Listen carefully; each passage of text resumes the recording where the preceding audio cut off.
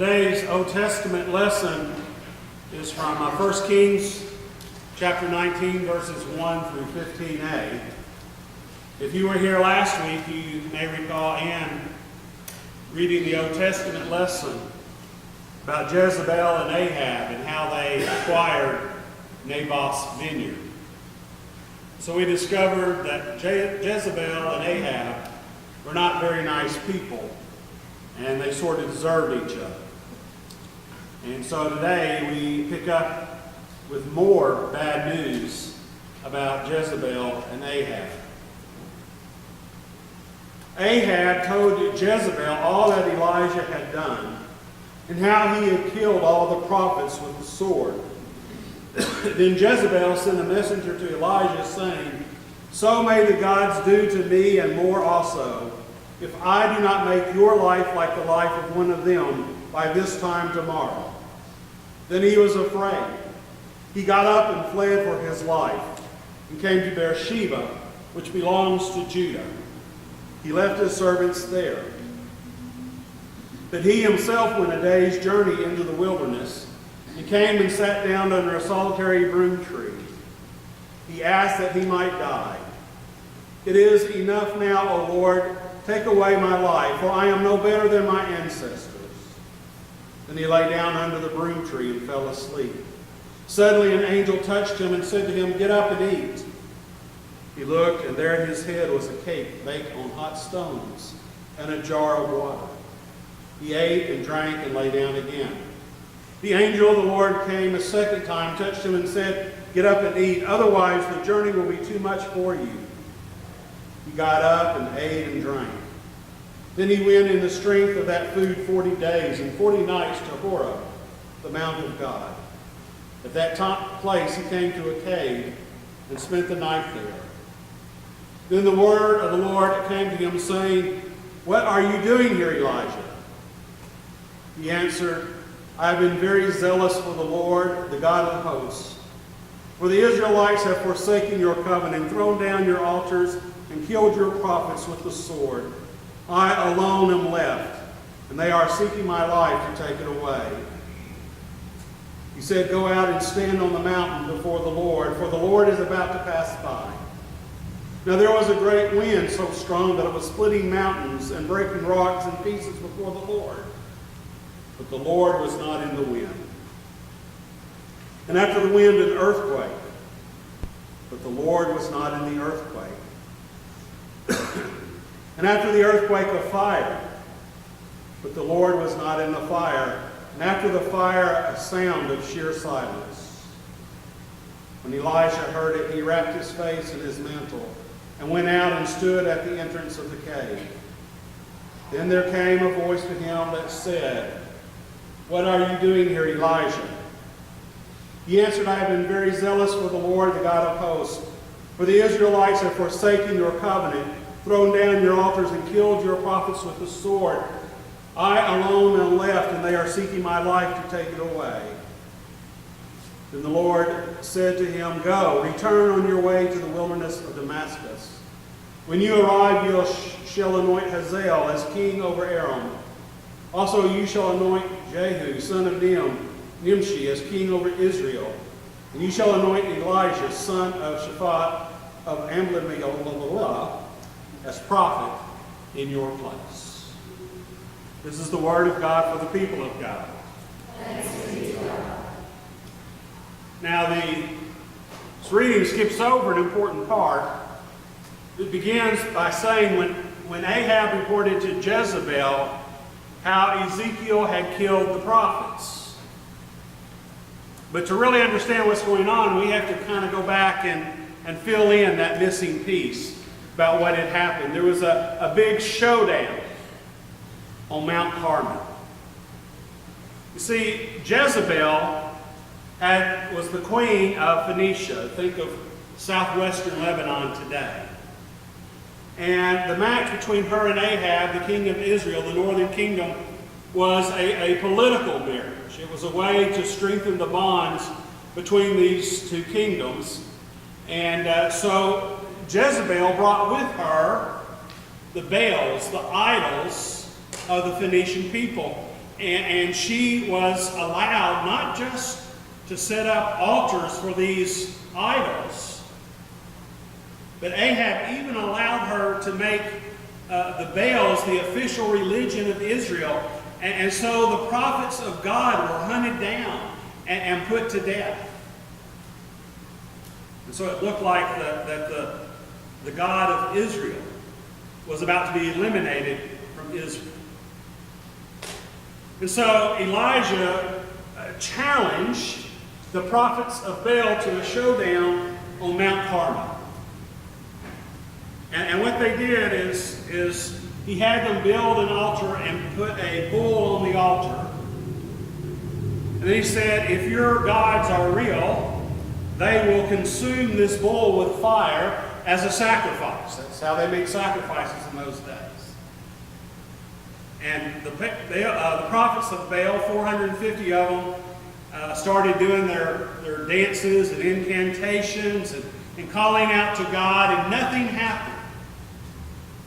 Elijah mocked them. He said, well, maybe your gods are preoccupied. They're on a trip somewhere else. Or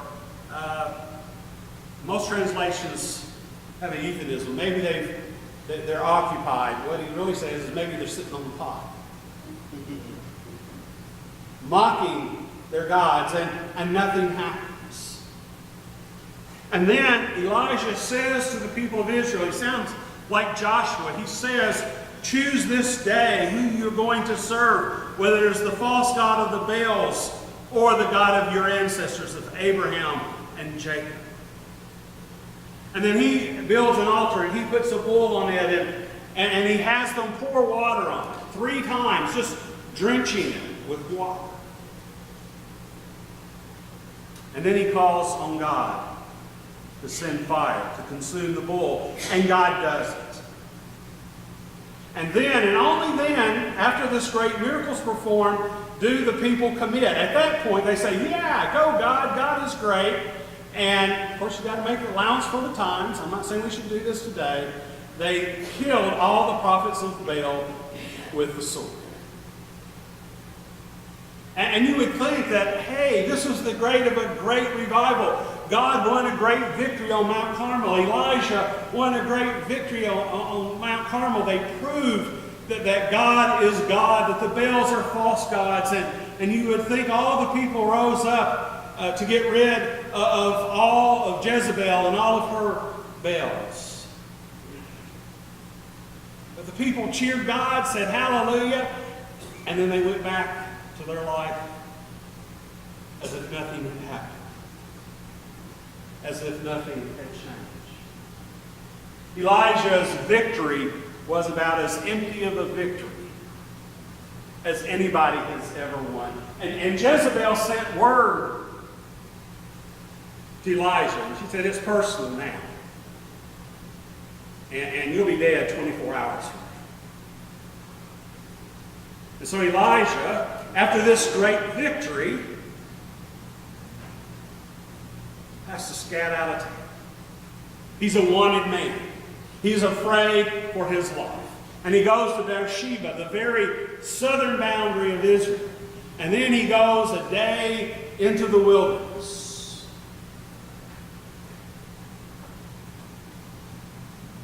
And he goes to sleep. And an angel of the Lord wakes him up. He says, eat, drink. Elijah goes back to sleep. Second time, the angel gives him the water and the food. It says, without this, the journey will be too much. You can't make it without God's help, without God providing for your needs. And so Elijah gets up and he goes on for 40 days to Mount Horeb, which is another name for Mount Sinai, where Moses received the 10 Commandments. And God asked Elijah a question. Why are you here? Why are you here in this wilderness of despair? Why are you here on this mountain of self-pity? As Elijah says, woe is me. I'm the only one who still loves the Lord in all this land. I've done everything I can for God, and God has let me down, and I'm the only one. I wish I could just die. And then the next day, Elisha is told to stand at the mouth of the cave, and a great wind comes. The wind is so hard that it's splitting rocks. And we're told God was not in the wind. Now, that doesn't mean this was some random storm. God was the cause of the wind. God was in the wind. But in his despair and self-pity, Elisha could not perceive God in the wind. And there was an earthquake before Elijah. God was not in the earthquake. Then there was a fire before Elijah. God was not in the fire. And then sheer silence.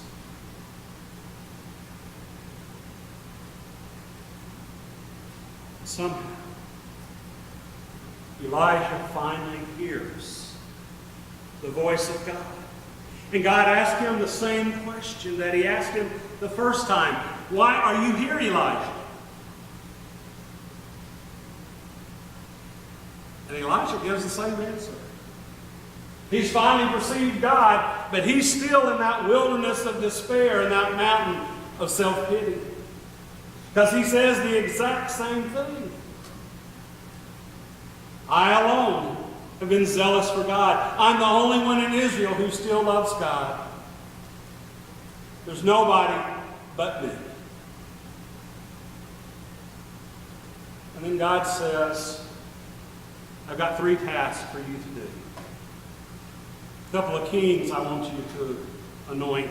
And then I want you to anoint Elisha as your successor. There's some things I want to point out about Elijah's despair. And the first thing is that God never gets angry at Elijah because of his despair. God never rejects Elijah because of his despair. No matter how many times he has to try to reach out, no matter how many times he has to try to get to Elijah, God is willing to keep working. He's not just knocking on the door, he's banging on the door. Notice too, that even when Elijah is full of pity, self-pity and despair, God still provides him. God still gives him what he needs for the journey. So God does not grow angry with him because he's in despair. He does not reject him. In fact, this is a pattern throughout the whole history of the people of God. Elijah is not an outlier. Elijah is not unusual. That over and over again we meet the people of God who grow in despair, who come to believe that God has deserted them, who feel that there is no hope. Just a couple of examples. Moses. This is from Exodus 5:22 and 23. Then Moses turned again to the Lord and said, O Lord, why have you mistreated this people? Why did you ever send me? Since I first came to Pharaoh to speak in your name, he has mistreated this people, and you have done nothing at all to deliver your people. Psalm 22, verses 1 through 2, labeled as a Psalm of David. of course, quoted by Jesus on the cross. My God, why have you forsaken me? Why are you so far from helping me?" From the words of my groaning. "Oh my God, I cry by day, but you do not answer, and by night, but find no rest." We're never as alone as we think we are when we feel hopeless. We're never as alone as we think we are when we're filled with self-pity. We're never as alone as we think we are when our victories are empty and it seems like God has deserted us. And so I want to say to you, if you are in despair this morning, and if you are ever in despair in the future, just to remember these things. That God provides for you in the wilderness, whether you know it or not. That God is there, whether or not you can perceive it. That you are in good company. That it is common for God's people to be in despair. And to remember that you are not alone. God's question, I think, has two levels to it. He says to Elijah, "Why are you here?" And of course, he means the most obvious level, "Why are you here?" And Elijah gives the answer. "It's helpless and I'm all alone. That's why I'm here in the wilderness." But I think God meant it in another way, both. Why are you here? What is your purpose in this world? What is your purpose in this life? And then God gives Elijah more jobs to do. Because even though Elijah feels defeated, God doesn't. Elijah is defeated by his despair, but God is not defeated by Elijah's despair.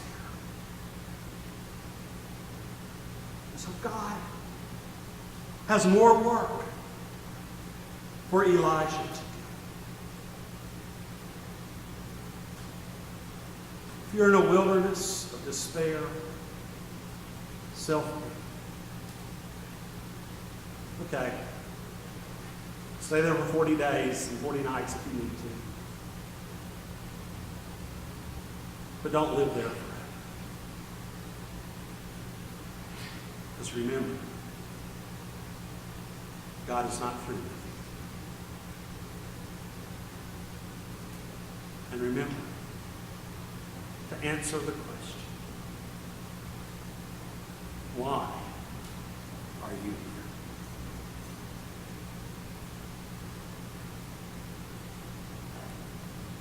Thanks be